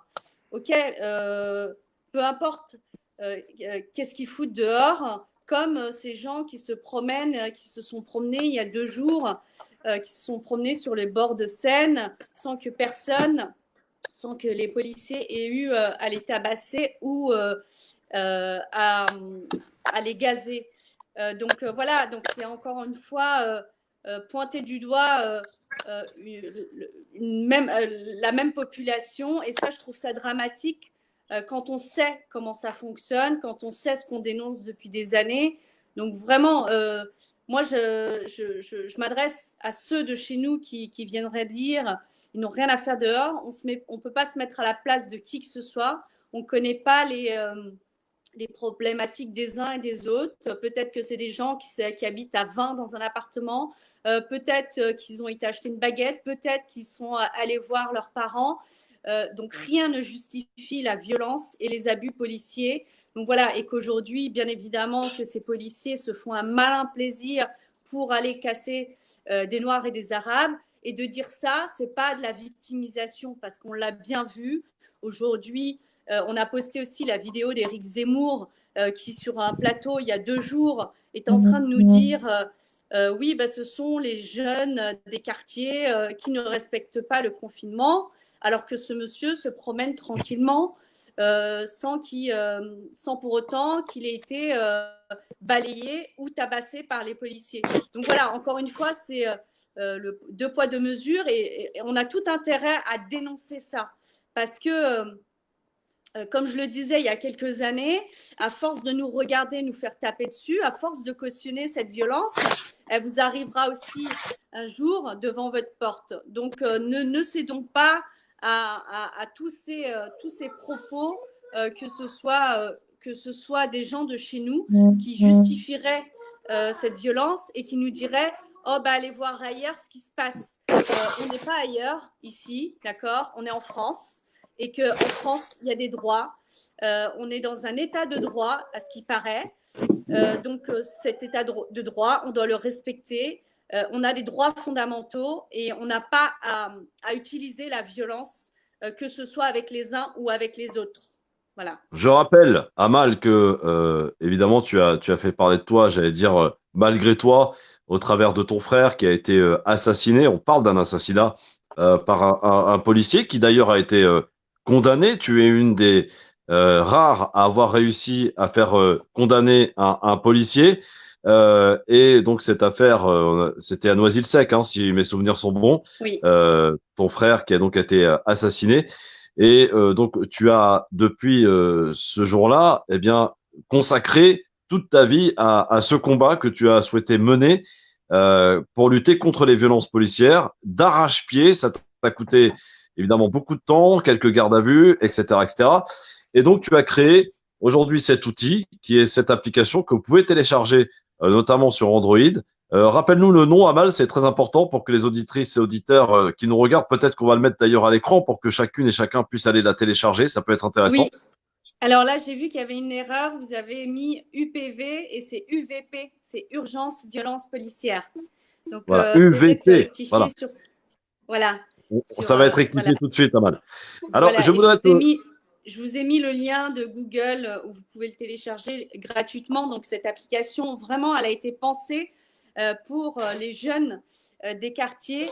Et après, si d'autres veulent l'utiliser, bien évidemment, mais nous, quand on l'a conçu et réalisé, c'est vraiment par rapport à tout ce qu'on a pu avoir comme message en fait sur notre page et les témoignages et donc vraiment on s'est inspiré de ça, de la réalité et du coup comme les pouvoirs publics ne nous proposent aucune alternative, aucune solution parce que depuis des années maintenant le discours qu'on nous oppose c'est presque si on n'a plus le droit de critiquer la police et que nos droits fondamentaux seraient bafoués et que cette liberté tant prônée par la République française qui est la liberté d'expression, on n'aurait plus le droit de critiquer cette police. Donc moi je me bats contre ça depuis façon à alerter l'opinion publique parce que c'est toujours difficile quand on ne l'a pas vécu soi-même de trouver des excuses à ces policiers, de dire mais non, mais c'est pas possible, c'est des mensonges. Mais vous savez même pas ce qui se passe en fait. Vous savez pas la réalité. La réalité. Bien évidemment qu'il y a des jeunes qui font des conneries, mais bien évidemment que voilà, on n'est pas obligé de les tabasser. Quand on se retrouve entre les mains de policiers, on doit être en sécurité. C'est ce que prévoit la loi et qu'aujourd'hui, pour certains, risquent de mourir entre les mains de la police. Donc, nous, vraiment, cette application, c'est le fruit de nombreuses années de réflexion et d'observation de la police française. Et donc, nous, en tant qu'association, en tant que famille de victimes, on est en train de pallier un manque institutionnel. Puisque depuis des années, qu'est-ce qu'on nous propose? Le gouvernement socialiste nous a proposé le RIO, le numéro d'identification. On l'a bien vu, les policiers soit le mettent pas, comme ils le veulent. Pour la plupart ne le mettent pas. On nous a proposé les caméras piétons qui sont actionnées au bon vouloir des policiers. Vous avez les caméras de télésurveillance dans les villes, elles fonctionnent uniquement quand il s'agit de mettre en prison, de trouver la culpabilité pour quelques délits que ce soit quand c'est des jeunes qui sont concernés. Mais par contre, quand c'est des policiers, quand on a envie d'avoir des preuves pour ces policiers-là, on le voit bien dans toutes les affaires, les vidéos disparaissent, elles sont coupées, la caméra de télésurveillance ne fonctionne pas. Il y en a même qui iront dire il n'y avait pas de caméra de télésurveillance, et après quand vous allez sur Google Maps et que vous allez voir s'il y a eu des caméras de télésurveillance, que bien évidemment il y en avait. Donc voilà, donc c'est pour pallier à tous ces mensonges en fait, et de les confronter, Amal, et aussi de dire à la justice qu'aujourd'hui vous avez des éléments de preuve, on va vous les apporter, maintenant à vous de faire le travail. Oui, Amal, on va remercier, pardon Philippe, on va juste remercier Yasser Louati qui doit partir en tout cas, et merci d'être venu mon Yasser. Et évidemment, tu reviens quand tu veux, bien sûr, dans cette émission qui est ouverte tous les jours. Ça fait longtemps que je ne l'ai pas vu. Bah oui, Yasser Louati. Salut mon Yasser, à bientôt. Philippe, juste avant ta question. Yasser, ton micro. Ton micro, Yasser, on t'entend pas. Voilà. Bon, c'est pas. Oui, voilà, on t'entend. Donc, je te disais, salut mon Yasser, il y a Amal qui te salue d'ailleurs et qui te dit que ça fait longtemps qu'elle t'a pas vu. Ça faisait longtemps, oui. Salut Amal, et courage, on est avec toi. Le combat continue, Yasser, depuis quelques années déjà. Comme toujours, comme toujours. Et ça Et il fait partie de ceux qui combattent aussi, Yasser Louati. Merci en tout cas, mon Yasser, à très vite. Tu reviens quand tu veux dans cette émission, elle est ouverte. Merci, salut mon Yasser. Alors, juste avant ta question, Philippe, je voudrais qu'on regarde, Amal, aussi ensemble, une autre vidéo qui nous est parvenue de violence aussi. Alors là, ça se passe du côté de Aubervilliers. Je crois qu'elle est assez récente, ça devait être hier soir, je crois. Regardez.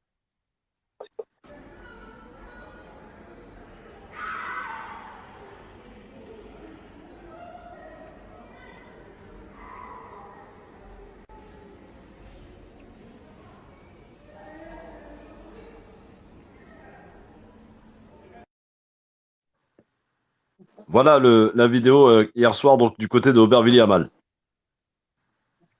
Ouais, je l'ai vu, on l'a partagé celle-ci d'ailleurs. Voilà. Alors peut-être avant de terminer avec les questions des chroniqueurs et peut-être des internautes aussi qui nous suivent ce soir, une autre vidéo, elle est bien tournée aussi. Ça se passe du côté de Asnières-sur-Seine. Regardez cette vidéo, elle est aussi assez violente.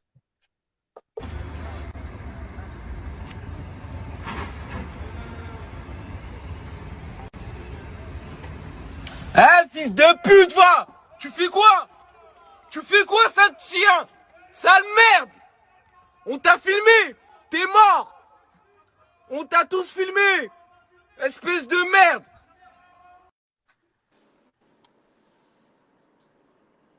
Voilà. Alors, il est peut-être important et utile de rappeler à Amal, au travers de ces vidéos qu'on vient de montrer, qui s'est passé donc du côté de Asnières-sur-Seine pour cette dernière, l'importance, parce qu'on a le droit, c'est autorisé, de filmer des contrôles de police, même si ça se passe bien, mais au moins, si ça se passe mal, on a de quoi, on a les images, et vous, au travers de votre application, au travers des réseaux sociaux, on peut relayer très vite, et que on espère en tout cas que ces policiers qui ont des mauvais comportements et qui salissent donc, in fine, le travail de toute la police entière puisse être condamné, être jugé. Oui, cette application, en fait, c'est vraiment pour qu'elle soit étendue à l'ensemble de la population. C'est pas quelque chose qu'on doit utiliser pour provoquer ou quoi que ce soit. C'est pas ça. C'est vraiment l'outil à sortir vraiment en dernier recours, se dire que là, la situation va peut-être avoir de la violence, j'ai peur. Donc, c'est vraiment de façon à prévenir aussi, parce qu'il faut qu'ils sachent qu'ils sont filmés, que les images, elles seront envoyées sur nos serveurs et qu'on aura la possibilité de les identifier. Et aussi, la problématique qu'on a avec ces vidéos qui circulent sur Internet et qui ne passent pas par l'application, c'est on ne sait pas forcément d'où ça vient, en fait. On ne peut pas les identifier. Et quand on passe par l'application, il y a une géolocalisation très précise du lieu où ça s'est déroulé. Donc, du coup, ça nous permet d'identifier la brigade ou les policiers qui sont mis en cause. Et c'est ça aussi l'intérêt de passer par cette application-là et d'avoir aussi des éléments qui pourront mettre à mal la version policière, parce qu'on l'a vu souvent, les personnes qui filment, soit elles sont agressées ou soit on les poursuit pour outrage et rébellion. Donc l'idée, c'est que vraiment on ait ces preuves-là et que nous, on puisse rentrer en contact par la suite, parce que quand on se retrouve sur l'application, vous rentrez votre adresse mail et il y a un chat. Et donc du coup, on a la possibilité de regarder la vidéo et de revenir vers vous et de vous dire, voilà, on a cette vidéo-là, qu'est-ce que vous voulez faire? Est-ce que vous voulez poursuivre en justice? Est-ce que vous voulez qu'on vous aide? Et le cas échéant, si par exemple, outrage et rébellion, alors que vidéo prouve le contraire, donc on aura ces vidéos-là. Et d'où l'importance d'avoir cette application, que toute application portable, même si vous ne l'utilisez pas, mais au moins de se dire que vous pourrez peut-être sauver une situation, peut-être sauver quelqu'un. Alors, Amal, c'est pour ça le qu'on temps a appelé passe. UVP, Pardon de te filmer la couper. police. Pardon de te couper, mais le temps passe. Il va falloir que tu raccourcisses quelque peu tes réponses parce que je suppose que nos chroniqueurs ont quelques questions à nous poser. Il nous reste 2-3 minutes à passer ensemble. Philippe Boyaki, je crois que tu as eu à rencontrer la police au travers des manifestations que tu as couvertes pour nous, des différentes manifestations des Gilets jaunes. Philippe, peut-être une question à Amal Bentounsi? Oui, salut Amal, merci infiniment. Je tiens à dire, pour être honnête, on s'est rencontrés à Sarcelles pour la commémoration et l'hommage à Ibrahim Abba. Je vais juste aller chercher. Ah. Allez-y, Philippe, pour votre question. Ouais. Elle a été chercher ses écouteurs, donc on va peut-être attendre son retour. Oui. Donc c'était pour dire, en tout cas, auprès des auditeurs et des auditrices, pour être complètement transparent, parce que le grand forum, le LGF, l'émission de Christophe Pro, c'est une transparence totale. On avait rencontré, en tout cas, pour ma part, je voulais aller chercher mes écouteurs, mais je les retrouve pas, en fait. Bon, vous nous entendez, Amal? Tu nous entends? Oui, Amal, tu nous entends? J'entends très mal, en fait. D'accord, très mal. Amal entend très mal. Ouais, pas mal le jeu de mots. Alors, donc, c'est pour dire que j'avais rencontré et interviewé Amal à Sarcelles, en commémoration à l'hommage à Ibrahim Abba. Amal, aujourd'hui, on voit bien que les forces de l'ordre ne portent pas leur RIO. On l'a pu voir au travers des manifestations des Gilets jaunes que nous avons couvertes, ainsi que des manifestations contre la réforme des retraites. Quels moyens avons-nous pour contraindre les forces de l'ordre à s'identifier, puisqu'ils n'hésitent pas, en tout cas, lors de contrôles assez zélés, et j'en ai été victime pour pouvoir en témoigner, bien sûr, sans jeter de l'opprobre sur toutes les forces de l'ordre, qu'on devrait appeler anges gardiens normalement. Quels moyens avons-nous pour, de par la loi, à les contraindre de porter leur RIO, qui est le numéro d'identification? Et penses-tu qu'il faut maintenant une obligation pour les forces de l'ordre, ainsi que dans leur véhicule et à titre personnel, avoir une caméra qui filme en permanence leur intervention pour pouvoir les fixer lorsqu'ils sont auteurs de violence, et surtout aussi pour les protéger lorsqu'ils sont victimes de violence? Question, réponse assez courte, Amal, s'il te plaît. Amal? Amal ne nous entend plus, visiblement. Très très mal, ouais. Très mal. Tu nous entends? Oui. Et donc du coup, c'était. Oui, on t'écoute, Amal. Allô. A priori, on a quelques pourrait soucis avec enchaîner, Amal. Christophe, comme ça elle pourra répondre à d'autres questions si elle les entend. Oui, absolument. Donc, on peut peut-être. C'est dommage parce que la question de Philippe était plutôt bien, donc c'était intéressant. C'était un retour d'expérience, Je vous entends. justement par rapport aux différentes saccader en manifestations. fait. Écoute, nous on t'entend bien, hein, donc je ne sais pas. A priori, ça vient. Peut-être que la police t'a brouillé la Wi-Fi. Attention, hein. Peut-être, c'est pas Christophe, impossible. peut-être que Philippe peut écrire sa question et elle y répond directement sans l'entendre. Voilà, ça peut être une des solutions. Peut-être que, est-ce qu'il y a aussi des questions qui nous ont été posées, messieurs, dames, sur le Facebook Live, donc pour Amal Bentounsi, dont je rappelle l'application UVP, c'est l'application à télécharger sur votre, sur votre Apple Store, Alors, Play Store, hein, sur Android. N'hésitez pas, donc, bien entendu, à télécharger cette application. Amal, réponse rapide, s'il te plaît. oui, là j'ai vu une question, je vous entends très mal, je vous entends saccadé en fait. Là, je vois une question où on me pose la question, on me dit la plupart n'ont pas le identifié. Donc, en fait, c'est très simple hein, pour les identifier. Le réflexe que vous devez avoir, c'est d'identifier avec la plaque d'immatriculation. Sache quelle brigade il s'agit et n'hésitez pas à filmer le visage des policiers, puisque la circulaire du 23 décembre 2008 autorise n'importe quel citoyen ou journaliste à filmer de leur fonction. Très bien. Ça, c'est pour la réponse très claire à la question qui nous a été posée. Une dernière question, peut-être, Soraya, Samia, Abdeslam? Alors, vu qu'elle nous entend pas trop bien, j'ai pas une question, mais je vais plus faire commenter.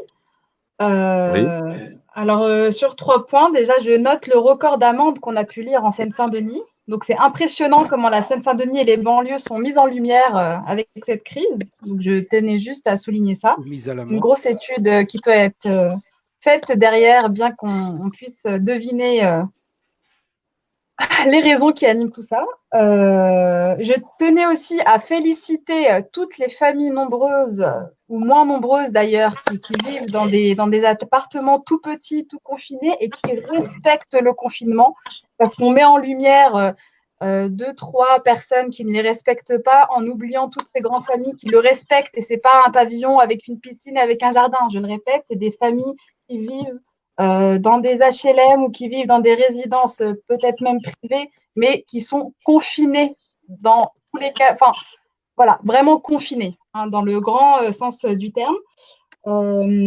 Et troisième remarque, il y a un musulman qui fait parler de lui en ce moment, il a réussi à faire parler de lui. Est-ce que vous devinez c'est qui ou pas? Un musulman qui fait parler de lui, je sais pas, c'est le Goumi? Enfin, je sais pas si, oui. Yacine Bellatar. Franchement, je tiens à le féliciter lui aussi, parce que malgré tout ce qui se passe, non mais c'est impressionnant, parce que malgré tout ce qui se passe, je crois que c'est Marianne qui réussit à frapper sur lui encore. Donc voilà, il ne peut plus marcher dans la rue, il ne peut plus se filmer tranquillement maintenant. Donc Yacine, si tu m'entends, félicitations pour ta percée, frère. Franchement, ta percée. Big up Yacine. On va remercier Amal Bentounsi en tout cas, et on ne manquera pas, je pense, de te retrouver, Amal, parce que je pense qu'il y aura d'autres actualités. On rappelle l'application UVP, on l'a mis à l'écran, donc vous pouvez évidemment la télécharger sur votre téléphone. Ça peut servir, les amis, pour tout simplement relayer les images d'un éventuel contrôle qui aurait mal tourné, ce qu'on n'espère pas pour vous, évidemment. Mais c'est important, vous avez le droit, on rappelle, hein, vous avez absolument le droit de filmer les contrôles policiers. N'hésitez pas donc à en user donc et à profiter de cette application, de cet outil. Et encore toutes nos félicitations, ma chère Amal, et bravo pour ta combativité qui n'est plus à prouver. Et on aura plaisir à te revoir très très vite. Merci beaucoup, Amal. Merci beaucoup, Amal. Merci pour ton application. J'entendais très très mal, mais en tous les cas, j'espère que le message y est passé. Donc, il est passé. N'hésitez pas à faire tourner UVP, Urgence Violence Policière, disponible sur tous les Android, bientôt sur Apple.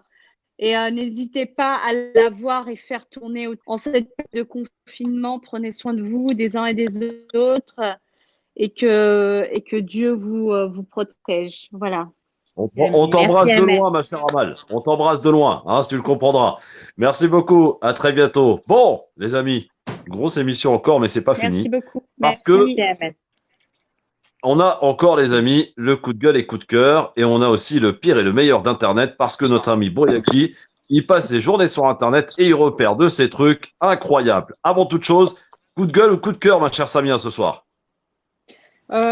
Ni coup de gueule, Merci ni beaucoup. coup de cœur. À bientôt. À bientôt, Amel. Merci. Merci, Amal. Moi, je voulais poser une question à Amel, mais c'est pas grave. Je lui poserai plus tard. Et puis, intriguée justement par le chiffre des premières vidéos qui ont été transmises via son application, vu que c'est tout récent, mais je pense que déjà il y en a pas mal. On la réinvitera de toute façon, Samia. Oui, en studio avec plaisir. J'ai pas de coup de gueule, j'ai pas de coup de cœur, donc je laisse mes collègues te transmettre Soraya. les leurs. Oui. Soraya, as-tu un coup de gueule ou un coup de cœur ce soir? Alors, gros coup de cœur, du coup, pour Yacine Bellatar. D'accord. Gros coup de cœur, notre ami Yacine, qu'on salue d'ailleurs, s'il nous regarde ou si il entend parler de nous. Gros coup de cœur, pardon, à Yacine Bellatar. Big up à toi, Yacine. Abdeslamitash, coup de gueule ou coup de cœur ce soir? Coup de gueule à toutes ces personnes qui minorent cette situation et qui continuent à se balader dans les parcs. D'ailleurs, on entendra tout à l'heure Hicham Terak sur son coup de gueule, mais je le partage. Et ces gens qui pensent que ça n'est rien du tout, que des gens qui sont intubés dans des hôpitaux qui sont entre la vie et la mort, si pour eux ça n'est rien du tout, moi je trouve que c'est un drame et qu'il faille éveiller les consciences et qu'il faille rester chez soi surtout. Très bien. Mon Philippe, un coup de gueule ou un coup de cœur? Écoute, ça va pas changer. Ouais. Excuse-moi, juste 2 secondes parce que la technique. Voilà. Donc, c'est moi. Donc, il se déconcentre, notre Philippe, c'est incroyable. Il va faire coup de gueule à mes enfants, il va dire, Philippe. Ouais, non, au contraire. Mes Alors, enfants, c'est de Philippe. la bombe atomique. Non, coup de gueule parce que effectivement, tu penses bien que la vidéo qui est pas loin de 700 000 vues sur Christophe Le Grand Forum sur Orly, j'ai les tenants et les aboutissants. En tout cas, moi, j'attends que K, pour ne pas dire son prénom, sorte de garde à vue. On va le solliciter pour qu'il puisse intervenir pour dire ce qui s'est passé. Je vais vous donner évidemment les informations. C'est des jeunes qui ont craqué, qui ont été sur un terrain synthétique, qui ont été joués au foot. Ils n'auraient pas dû parce qu'il faut respecter le confinement. Et lorsque je vois sur Actu Police ce qui a été diffusé, c'est juste honteux et scandaleux. On dit qu'il a forcé un barrage de police et qu'il aurait heurté 2 policiers. C'est pas du tout ce qui s'est passé. Donc on attend que K sort et vous allez entendre sa version. Et on a des témoignages et bien sûr on va solliciter Ahmed Bentounsi parce qu'il est hors de question de laisser cette affaire passer. On n'est pas là pour dédouaner qui que ce soit. On n'est pas là pour incriminer qui que ce soit. Mais il y en a marre. Il y en a marre de perdre nos enfants. Il y en a marre de perdre nos jeunes, même s'ils vont pas voter. Moi, j'arrête pas de les engueuler en disant ouais, ce qu'il y a aujourd'hui, c'est parce que vous ne vous mobilisez pas. Mais ça suffit. Ils ont le droit à une amende. C'est clair, net et précis. Il y a des consignes qui sont passées. Il y va de la sécurité publique, de la salubrité publique. Et par conséquent, au même titre que les Parisiens, hier à la gare Montparnasse, ils n'ont pas pris de coup de matraque. Ils n'ont pas été plaqués au sol, humiliés et frappés comme il a été. Donc voilà, coup de gueule. C'est clair. Admettons, Philippe, qu'il y ait eu même de la résistance de la part de ces jeunes. Ça n'explique pas qu'on se mette à 6 sur une seule personne, qu'on le plaque de la façon dont ils l'ont fait et qu'on finisse par le matraquer alors que ça y est, il est maîtrisé, il est au sol et on continue à le taper. 20h les amis, bravo. Les enfants. Voilà, on rappelle, chaque soir à 20h, on applaudit le personnel médical. Le personnel qui, évidemment, est mobilisé, bien entendu, et on les salue, on les encourage et on les remercie. Ouais, les enfants, bravo. Bravo, merci, bravo. C'est la fête chez les Bonotti. Et à Orly, ça tape les casseroles, ça met de la musique, ça crie. Franchement, Orly en force. Merci ma ville. Merci les Orlysiens, les Orlysiennes. Merci aux aides-soignants, merci aux brancardiers, merci aux SAMU, merci à tout le monde. Bravo. Voilà, exactement, bravo à tout ce personnel. En tout cas, il s'éclate. Les amis, on va terminer avant de retrouver Philippe Boyaki dans un instant pour le meilleur et le pire d'Internet. Mais avant toute chose, je voulais qu'on regarde ensemble, si vous voulez bien, la vidéo, le coup de gueule, désormais presque quotidien, de Hicham Terak, les amis. Regardons. Et ce petit coup de gueule. Je vais couper le micro de Philippe. Confinement, on est au bord de la claquade. Les cheveux, ils veulent plus rien dire. La barbe, elle pousse dans tous les sens. C'est n'importe quoi. La craquante. Mais le pire, c'est pas ça. J'habite en banlieue dans un coin plus ou moins boisé, avec pas mal d'espaces verts. Et de ma fenêtre, je vous jure que c'est vrai, je vois des gens se balader, main dans la main. Certains baladent leurs chiens, c'est normal. Il y en a certains, ils font des footings, du vélo. Sur ma vie que j'ai vu des mecs en skate. Je vous mens archi pas, c'est vrai. Et c'est là que je me pose une question. Pourquoi la putain de toi, va? On vous a dit, on reste à la maison, tu sors pas. Dehors, il y a la maladie. Qu'est-ce que tu comprends pas dans la phrase? Reste chez toi. Je vous jure que c'est vrai. La tête de moi que pas plus tard que tout à l'heure, on entendait la police appeler au mégaphone les gens à rentrer chez eux. J'invente rien. S'il y a des flics qui regardent cette vidéo, s'il vous plaît, confirmez-le. Et aussi, j'ai vu une vidéo où on entend, et je vous assure que dans cette vidéo, il y a un truc hyper flippant. Un appel aux unités et on leur demande de retirer les masques qu'ils ont. Donc les mecs, ils sont dehors à faire leur boulot, à demander aux gens de rentrer, à veiller sur l'ordre public, et on leur demande de retirer leurs masques alors qu'on est en pleine crise sanitaire. Alors moi, je voudrais bien savoir pourquoi on demande aux policiers de retirer leurs masques. C'est pour se protéger soi, et au cas où tu es contaminé, c'est pour éviter de contaminer les autres. Sur ma vie là-haut, ça va plus. Et à ceux qui ont peur de rien, qui vont dehors et qui bravent les interdits, qui n'ont pas peur d'un virus, allez dans les zones de guerre, allez-y. Si vous êtes tellement chaud, allez dans les pays en guerre là-bas. Là. On verra si tu vas pas longer les murs et braver vents et marées pour arriver en France et aller te cacher dans un petit appartement. Ah ouais, c'est de la grande bâtardise ce que vous faites, c'est de la fils de puterie, mais pure et dure. Ouais, sortez pas comme excuse que vous en aviez marre de rester chez vous. Votre femme ou votre mec est en train de vous fatiguer, y a aucune excuse de valable. On te dit reste chez toi. Je sais pas moi, va faire un Scrabble, bois une tisane, fais des pompes, je sais pas moi. Ouvre un livre et lis-le. Et jetez-vous en l'air. Respect à tous ceux qui applaudissent les infirmiers, les médecins dans les hôpitaux là. Mais moi je dis qu'on devrait aussi rappeler au gouvernement d'aller leur donner de l'oseille, d'arrêter de laminer l'hôpital, plomber, fatiguer, égorger, étouffer l'hôpital. Hein? Maintenant on voit qu'on en a besoin. Hein? Et la France, soi-disant superpuissance mondiale, on a ni masque, ni gel hydroalcoolique, on est archi pas organisé, on n'écoute pas les consignes. Comment on est claqué en vérité. Bref, sinon moi dans ma galère avec la souris là, j'ai fait un piège de malade. J'ai regardé un tuto sur YouTube, un truc de fou. Un seau, une planche, des graines, un piège bien vicelard. Sur ma vie qu'elle est venue, elle est montée sur le piège et le piège il s'est pas déclenché. J'ai une poisse de fou, je te dis. Du coup, sur ma vie, je crois qu'elle va me laver toutes mes provisions. Le pire dans tout ça, je suis sûr qu'elle doit être rikiki, la souris. Rikiki. C'est une galère de malade. Alors, si vous avez des idées, s'il vous plaît, aidez-moi. Allez, commente, like, partage. Plus de cœur sur toi, ma frère. Et va te faire follow. Et ça fait 4 jours de tôle, ma frère. 4. Allez, on tient le bon bout, les amis. On tient le bon bout. Le Grand Forum avec Christophe Roux sur France Maghreb 2.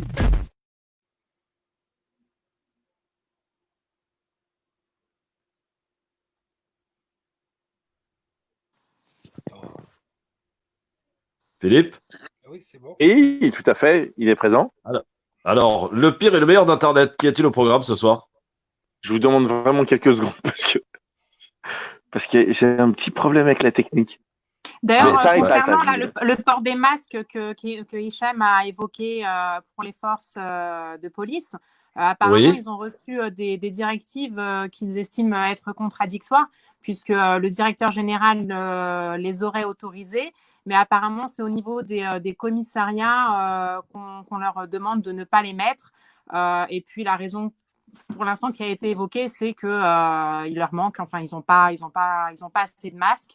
Donc voilà, par contre, là, les syndicats ont donné jusqu'à mercredi pour qu'il y ait des solutions qui soient trouvées et qu'il y ait des directives uniques qui soient données. Sinon, le ton apparemment va monter. Bon, en tout cas, j'espère que vous nous pardonnerez des différents petits couacs qu'il y a eu ce soir. On a été plutôt embêtés ce soir, mon Abdeslam. Techniquement parlant, en tout cas, à mon niveau, ça a été pas mal. Mais bon, c'est pas grave, on résiste, on ne lâche rien. Ils ont géré. Franchement, ils ont bien rattrapé. Non, mais bien sûr qu'ils ont géré. Mais c'est même pas de leur faute. C'est pas de leur faute. C'est que, en fait, en ce moment, il faut savoir, mais ça, c'est vrai, c'est très sérieux ce que je vous dis. Il y a une baisse notable de tous les réseaux Wi-Fi. D'ailleurs, Netflix c'est terrible. et YouTube ont annoncé qu'il y aurait une baisse des qualités vidéo parce qu'il y a un trafic énorme en ce moment, évidemment, parce qu'il y a beaucoup de pays qui sont confinés à travers le monde. Du coup, on en paye un petit peu les pots cassés, j'ai envie de dire, mais on s'en est quand même bien sorti. Philippe, ce soir ou demain, alors, le meilleur et le pire d'Internet? Ah, c'est parti pour ce soir. Ah, on y va. Et je vous réserve une surprise. Je vous demande de ne pas donner le nom de la chroniqueuse qui va arriver sur la vidéo après celle-ci. D'accord. J'espère que c'est pas trop difficile pour vous. J'embrasse tous les gens qui sont seuls. Et puis... Incomplète. Allez, relance. Ah, Relance-moi relance. ça. Ah oui, pardon. On l'a pas eu. Excusez-moi, excusez-moi. J'espère que c'est pas trop difficile pour vous. J'embrasse tous les gens qui sont seuls et puis ceux qui sont en famille nombreuse. Nous, on en est une là. On a une famille nombreuse, donc voilà. Je sais ce que c'est. Je sais que c'est compliqué, mais restez zen. C'est le plus important. Putain, tu fais chier, je suis en train de filmer une vidéo là. Qu'est-ce que tu veux? Tu peux m'aider à faire mes doigts, s'il te plaît? Dégage. Fais voir, je les connais pas. Je sais même pas ce que ça fait 2 plus 2. Bouge. 2 égale 4, toi, gros débile. Hey.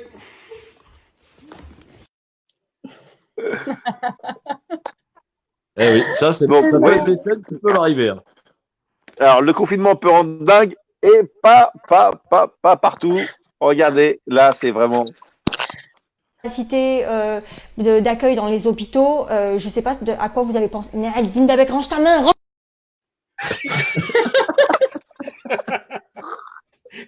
Attendez, une petite dernière pour la route.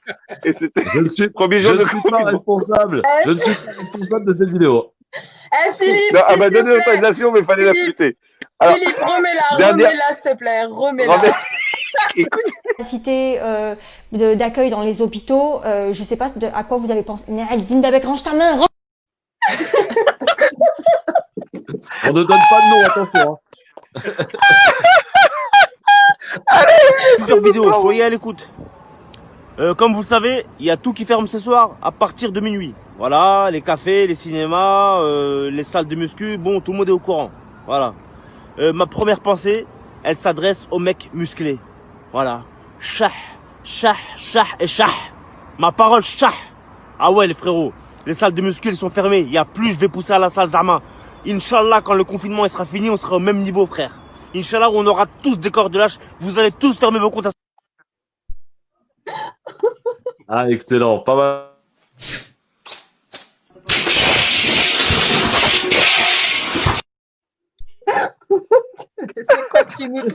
Ah, je m'excuse. Il y en a encore d'autres si vous voulez, bon, on va les garder pour demain. Allez, on les garde pour demain. À chaque fois, il y a des chats dans les bêtisiers, c'est un délire.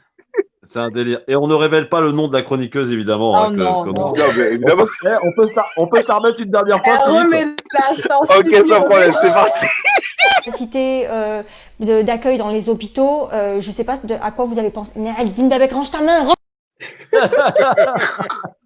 Capacité d'accueil dans les hôpitaux, je sais pas à quoi vous avez pensé. Dindabek, range ta main. Ça, c'est épique. Bon, alors, on rappelle, messieurs, dames, et remercions toute l'équipe parce que ça travaille quand même, mine de rien, pour organiser cette émission. Merci beaucoup à Stamitash. Merci, mon Philippe Boyaki. Merci, ma Samia Chiki. Merci, ma Soraya Rachidi. Merci à tous les 4 ce soir. Également, merci à Yassar Wati. Merci à Amal Bentoutsi qui était là tout à l'heure avec nous. Et on rappelle l'application UVP à télécharger sur le Play Store. Oui, c'est ça. Et puis le docteur qui nous a livré son cri d'alerte, Rachid Benaïssa, docteur gériatre. On a parlé des EHPAD et de la situation plus que dramatique et urgente. Encore une belle émission ce soir. Merci à tous de nous avoir suivis sur la page Christophe Le Grand Forum. Vous pouvez continuer de partager, de liker et de commenter parce qu'on a besoin de vous. On vous accompagne tous les soirs durant ce confinement. Et j'ai l'impression qu'on va être là à un bon moment, les amis, tous les soirs à 18h30. Soyez fidèlement au rendez-vous demain soir, 18h30, même heure, même endroit. Christophe Le Grand Forum. Salut à toutes, ciao et surtout, restez chez vous.